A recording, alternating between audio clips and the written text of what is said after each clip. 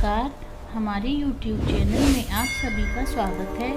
आज हम दुर्गा सप्तशती का 7वां अध्याय पढ़ेंगे। जय हो दुर्गे मात भवानी की जय। ऋषि बोले, तब आज्ञा पाते ही चंड मुंड आदि असुर आयुधों से सुसज्जित होकर चतुरंगिणी सेना के साथ चल पड़े। वहां पहुंचकर उन्होंने देखा कि हिमालय की ऊंची स्वर्ण की चोटी पर सिंह पर बैठी देवी जी बैठी हुई हैं और मंद मंद हंस रही हैं। इस प्रकार उसे देखकर पकड़ने की चेष्टा करने लगे। किसी ने धनुष चढ़ा लिया, किसी ने तलवार संभाल ली एवं कितने एक देवी जी के पास पहुंच गए। तब अंबिका जी ने उन शत्रुओं के प्रति क्रोध में आ गई। उस समय क्रोध के कारण उनका मुख काला हो गया। देवी के माथे पर कुटिल होकर भौहें तन गईं। तब भयानक मुख वाली काली देवी तलवार तथा पाश लिए प्रकट हो गई। उस समय अद्भुत सा खटंगवांग धारण किया हुआ था। नर मुंडमाला शोभित थी, चीते के चरम की साड़ी पहनी थी। शरीर का मांस सूखा दिखाई देता था। अत्यंत भयानक रूप था। मुख को विस्तार से खोल रखा था। लपलपाती हुई जीवा और भी भयानक लग रही थी। धसी हुई लाल लाल आंखें थी। गर्जना से सभी दिशाओं को भर दिया था। तब तो बड़े वेग से असुर सेना पर टूट पड़ी। बड़े बड़े असुरों को मारती हुई उनका भक्षण करने लगी और उन पाशव रक्षकों को, अंकुशधारियों को, महावत और तथा योद्धाओं को घंटों के साथ कितने हाथियों को एक ही हाथ से पकड़कर मुंह में डालने लगी। वैसे ही योद्धाओं को घोड़ों के साथ रथों को और सारथियों को भी मुंह में डाल डालकर अत्यंत भयानक रूप से दांतों से चबाती जाने लगी। किसी के केश पकड़ लेती तो किसी की गर्दन दबा डालती, किसी के पैरों से दबोच देती तो किसी को छाती से धकेल मार कर गिराती।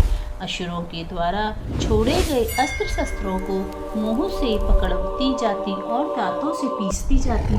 काली जी ने तो इस प्रकार बलवान दुरात्मा असुर की वह सेना कुचल डाली। उस देवी ने तलवार से क्षण भर में असुरों की वह सारी सेना मार कर गिरा दी। यह देखकर चंड उस भयानक काल की ओर दौड़ा। इधर महाअसुर मुंड ने भी महाभयंकर बाणों की वर्षा से एवं सहस्त्रों चलाए हुए चक्रों द्वारा उस भयानक आंखों वाली देवी को ढांक दिया। वे अनेकों चक्र देवी के मुख में प्रवेश करते हुए इस प्रकार दिखाई देने लगे जैसे बहुत से सूर्य बिंब बादलों के पेट में समाते जा रहे हों। तब तो जिसके भयानक मुंह के भीतर जिनका देख सकना भी कठिन था, ऐसे दांतों के प्रकाश से दमकती हुई अत्यंत क्रोध में आकर भयानक गर्जना करती हुई वह काली भीषण अट्टहास करने लगी। हाँ हाँ करती हुई बहुत बड़ी तलवार लेकर देवी चंड पर कूद पड़ी। उसे बालों से पकड़कर उसी तलवार से झट चंड का सिर काट दिया। तब चंड को इस प्रकार मरा हुआ देखकर मुंड देवी की ओर दौड़ा। कुपिता काली ने तलवार से मारकर पृथ्वी पर मुंड को गिरा दिया। बची खुची सेना भयभीत होकर इधर उधर भाग गई। इसके अनंतर काली जी ने चंड तथा मुंड के सिर हाथ में ले लिए। फिर भयानक अट्टहास करती हुई चंडिका के पास पहुंचकर बोली, मैंने यह चंड तथा मुंड नामी दो महापशु आपकी भेंट चढ़ा दिए हैं। अब तो युद्ध यज्ञ में शुंभ तथा निशुंभ का आप स्वयं वध करना।